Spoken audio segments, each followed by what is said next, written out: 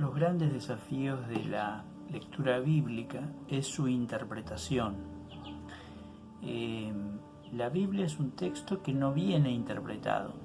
Entonces, el mayor error que podemos cometer es creer que la lectura literal, la más obvia, la más superficial, refleja el sentido profundo del texto.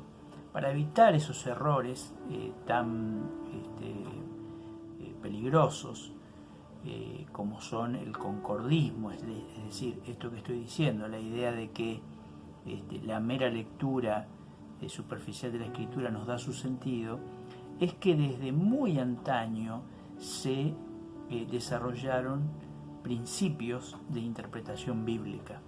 A esa disciplina se le llama hermenéutica. Es la disciplina que se dedica a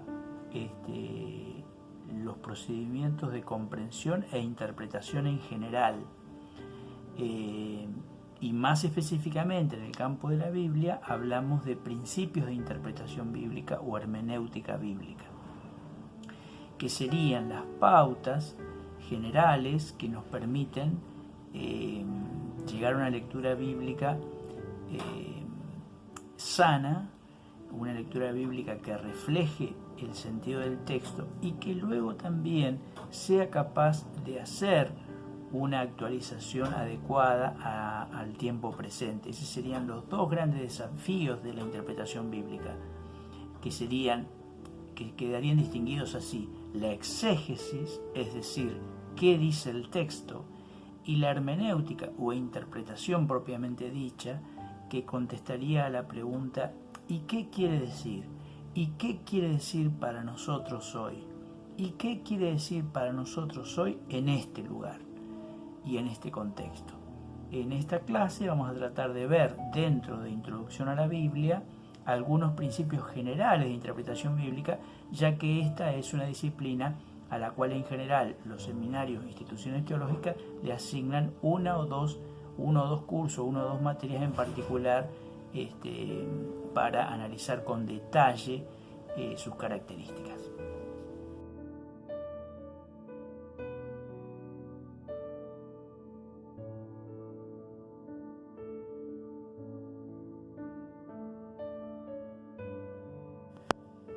Quizás el principio de interpretación más importante que debemos tener en cuenta cuando vamos a leer las Escrituras es que la lectura de las Escrituras de la Biblia involucra el discernimiento de dos horizontes.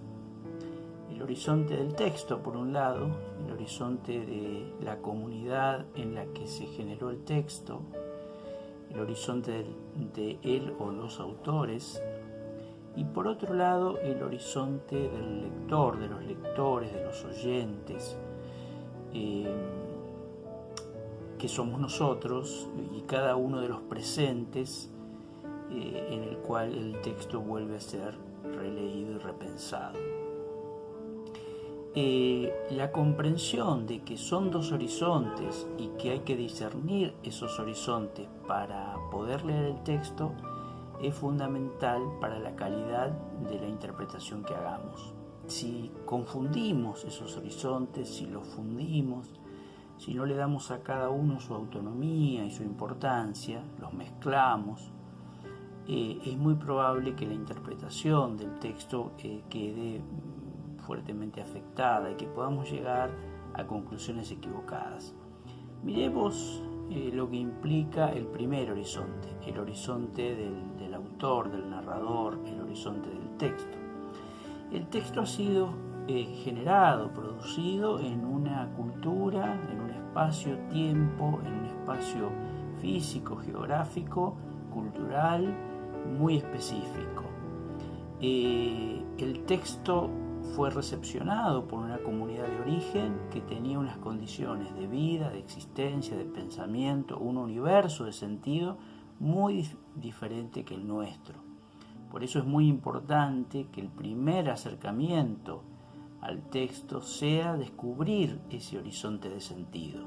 Cuanto más lo comprendamos, mejor va a ser nuestra capacidad de entender lo que el texto dice. estaríamos en el campo de la exégesis, estaríamos en el campo en el cual estudiamos el texto bíblico con todas las herramientas de los métodos histórico-críticos para entender hasta donde podamos, la comprensión nunca es absoluta, cuál fue la sociedad en la que el texto nació, cómo podemos presumir que lo entendieron las comunidades de origen, el autor, los autores, qué sentidos tenían las palabras utilizadas en ese contexto, las imágenes y situaciones que el texto nos narra, etc. También el universo del texto tiene otro plano, que no es tanto el histórico, geográfico y cultural. En los últimos años ha crecido mucho la lectura del texto a partir de los avances y descubrimientos de la semiología y la semiótica. En este caso, reconocemos que hay un horizonte en el texto, pero ya no es el horizonte histórico-geográfico, sino que es el universo de sentido que construye el texto en sí mismo. Es otra manera de reconocer un horizonte en el texto. Hay un conjunto de relaciones de sentido que son intrínsecas al texto, categorías que usa el texto, motivos que se repiten, universales humanos que aparecen, que trascienden incluso la conciencia del autor humano, ¿no es cierto? Que tienen una reserva de sentido en un simbolismo, en un juego de símbolos y de significados que el autor original tampoco pudo conocer y dominar y manejar exhaustivamente. Cuando hemos hecho este trabajo prolijo y cuidadoso de estudiar el texto en su contexto, recién podemos hacernos la segunda y gran pregunta que se hace la interpretación bíblica, y es: ¿qué quiere decir este texto hoy? ¿Qué significado tiene para nuestro presente? Y no tan solo para nuestro presente en el sentido genérico, sino para el presente específico desde el cual leemos nosotros como individuos o como comunidades. Mientras que el horizonte del texto se mantiene invariante, porque el texto ya ha sido generado en una cultura precisa y ya tiene unas relaciones de sentido fijas, porque el texto ha quedado fijado, el horizonte del lector se mueve permanentemente. El horizonte del lector es dinámico. Nuevos lectores llegan al texto con nuevas ideas, con nuevas preguntas, se renueva la búsqueda, y entonces, al renovarse las preguntas de cada tiempo, encontramos otros sentidos en el texto que no habían podido ser descubiertos por otros presentes, por otros lectores, por otras comunidades, porque leemos los textos con las preguntas de nuestro tiempo y con las problemáticas que tenemos entre manos. Un ejemplo bastante obvio es que hasta muy recientemente el tema de la pandemia, la enfermedad, las plagas, no era un tema que nos generara preguntas muy importantes o demasiadas preguntas, hasta que surgió la epidemia, la pandemia del coronavirus. Entonces fuimos a la Biblia a ver si lográbamos encontrar una respuesta extra que todavía no teníamos, o a mejorar nuestras preguntas, y si la Biblia podía aportarnos alguna perspectiva de una situación como la actual. Eso demuestra que el lector no es un lector objetivo, aséptico, que piensa o que busca o que cree en el vacío, sino que el lector, las lectoras, las comunidades, son personas de carne y hueso a las cuales las atenazan preguntas acuciantes, problemáticas, dificultades, y entonces van a las Escrituras a buscar algunas de esas respuestas. Entonces se produce el proceso hermenéutico de haber estudiado el texto con seriedad para poder decir aquello con cierta confianza, aquello que el texto dice, y desde las preguntas del presente hemos ido al texto para tratar de entender lo que nos quiere decir, es decir, el mensaje que tiene para nuestro tiempo, para nuestra época y para nosotros mismos. Así que este quizás es el gran principio de la interpretación bíblica, los dos horizontes, y que es necesario respetar, conocer, explorar. Cuanto más conscientes seamos del sentido de ambos horizontes, más ricas serán nuestras lecturas.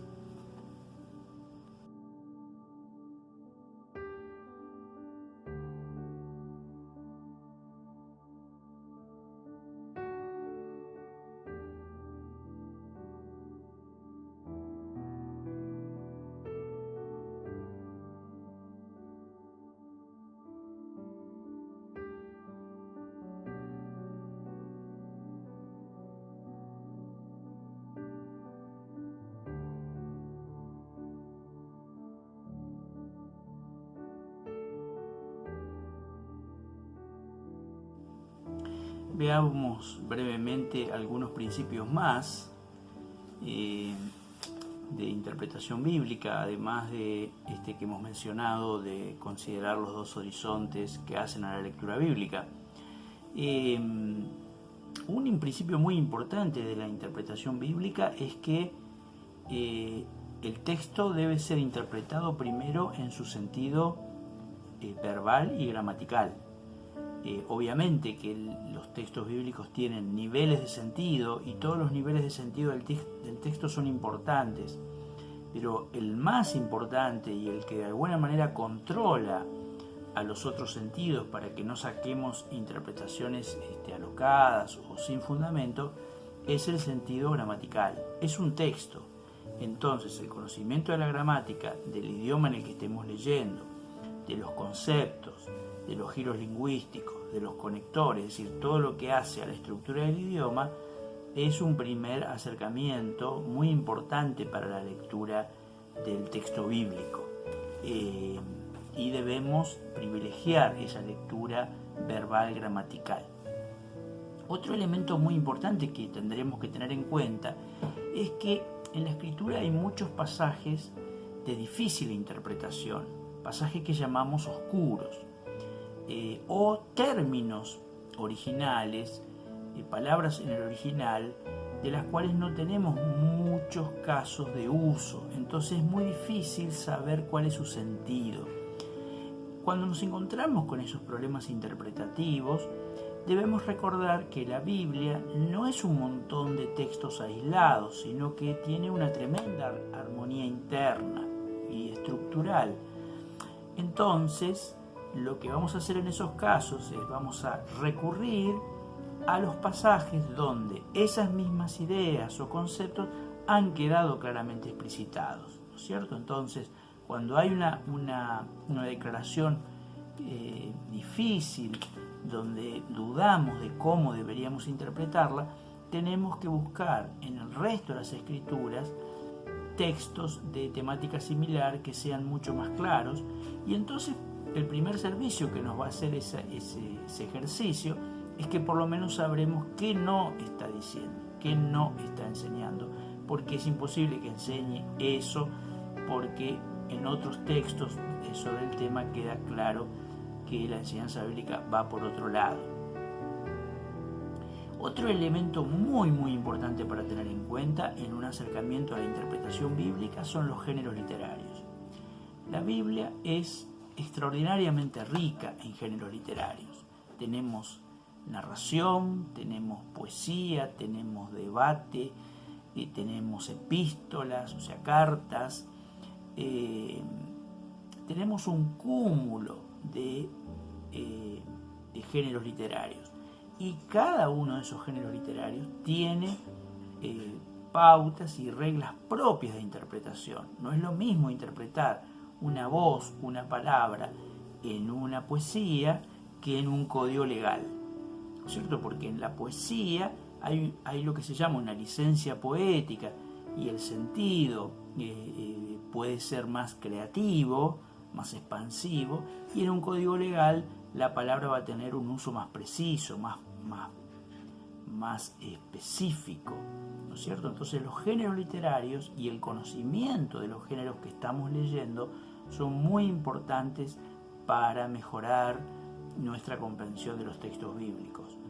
Cuando tenemos narraciones, tenemos que entender cómo funciona lo narrativo. Cuando estamos leyendo una epístola, tenemos que entender cuáles son las características de ese género. Cuando hacemos una lectura de una poesía o de un proverbio, tenemos que entender ese género literario. Y los géneros literarios forman parte de unidades mayores que son como tradiciones de pensamiento, maneras de pensar. Por ejemplo, el proverbio es típico de la tradición sapiencial, de los libros de sabiduría y de una tradición teológica de la Biblia que son los sapienciales. O el libro de Apocalipsis no es un libro aislado, es el emergente y el resultado de un largo proceso de elaboración de literatura apocalíptica. Esa literatura y ese cuerpo de escritos reflejan una tradición teológica. Entonces, abrazando algunos géneros literarios muy específicos, hay tradiciones teológicas que, si nosotros entendemos la manera de pensar de esas tradiciones, nos va a resultar más fácil entender los textos específicos que estamos estudiando. Si hablamos de la profética, si hablamos de la literatura deuteronómica, si hablamos de las epístolas del Nuevo, si hablamos de los evangelios, que son casi un género literario en sí mismo, cada uno de estos cuerpos de escritos va a tener unas características específicas, y como lectores vamos a mejorar mucho, vamos a ser mucho mejores lectores si entendemos mejor los géneros literarios y las tradiciones teológicas a las cuales pertenecen cada uno de los textos que estamos tratando de estudiar. Otro elemento que tenemos que tener en cuenta cuando hacemos lectura bíblica e interpretación bíblica es que un texto no tiene un solo sentido, sino que tiene dimensiones y facetas de sentido, y que esas facetas deben ser comprendidas. Un texto puede acercarnos un principio teológico, pero también puede acercarnos un valor ético, o puede aumentar nuestro conocimiento sobre una manera en que el pueblo de Dios entendía la acción de Dios en un determinado momento. Es decir, el cúmulo de información que nos acerca a un texto no está remitido a una sola cosa, sino que tiene muchas caras, y también tenemos que tener en claro cuáles de esas caras alcanzamos a percibir o a entender y el valor que le damos en el sentido que adquiere en nuestra lectura bíblica.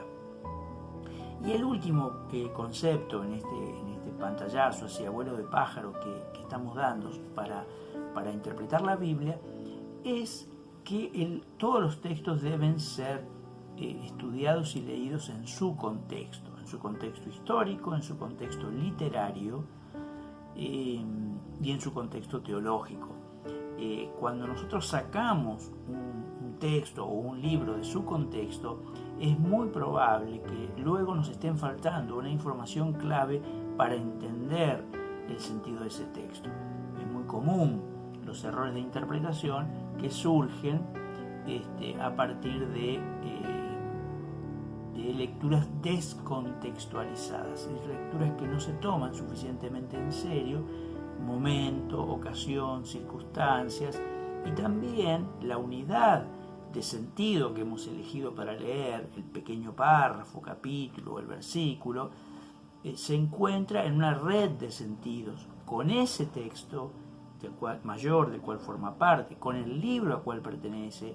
Ese libro está conectado en una red de sentido con otros textos bíblicos y con otros textos del Antiguo y el Nuevo Testamento, y ese es el gran contexto que arropa a un texto bíblico y que le da el mejor horizonte de interpretación, ¿no es cierto? Entonces tenemos que ser muy cuidadosos de no extrapolar un texto y aplicarlo con demasiada independencia del resto de la literatura que estamos analizando, que estamos estudiando. Estos son pequeñas orientaciones y muy generales que pueden ser muy importantes y pueden ayudarnos a ser nosotros mejores lectores y a obtener una mayor riqueza de la lectura del texto bíblico, y también ayudar a otros a acercarse a la Biblia. La Biblia tiene esta doble condición de que es un libro, por un lado, sumamente sencillo, llano, amigable. Uno de pronto toma un texto bíblico y rápidamente ese texto habla al corazón humano. Obviamente está la acción del Espíritu acompañando a la lectura, pero también es un libro sumamente complejo, y un buen conocimiento de la escritura demanda tiempo de estudio, algún poco de experiencia en lectura bíblica, y entonces nosotros, si nos hacemos un poquitito más expertos en lectura bíblica, mejoramos y ayudamos la lectura de otros. Este es el sentido, finalmente, y quizás con esto podemos cerrar esta reflexión, que adquiere la lectura comunitaria. Es muy importante que haya espacios de lectura comunitaria de la Biblia. Las comunidades de fe, comunidades de estudio, pequeños grupos de interés, grupos caseros, donde allí personas con un poco más de experiencia en lectura bíblica y personas menos experimentadas se encuentran y hacen sus aportes. Y las personas menos experimentadas pueden aportar muchísimo a la lectura bíblica porque quizás tienen una mirada más fresca, menos prejuiciada, menos cargada por el dogma cristiano, y entonces suelen hacer observaciones muy agudas, y entonces unos a otros se van enriqueciendo en un proceso que alimenta al conjunto. Quizás este sería el último principio de la interpretación bíblica, que es mucho más favorable y es mucho más útil, la lectura comunitaria de la Biblia. Que todo esto sirva para que leamos más la Biblia, la amemos más, nos interese más sumergirnos en sus páginas y nos haga un mayor bien.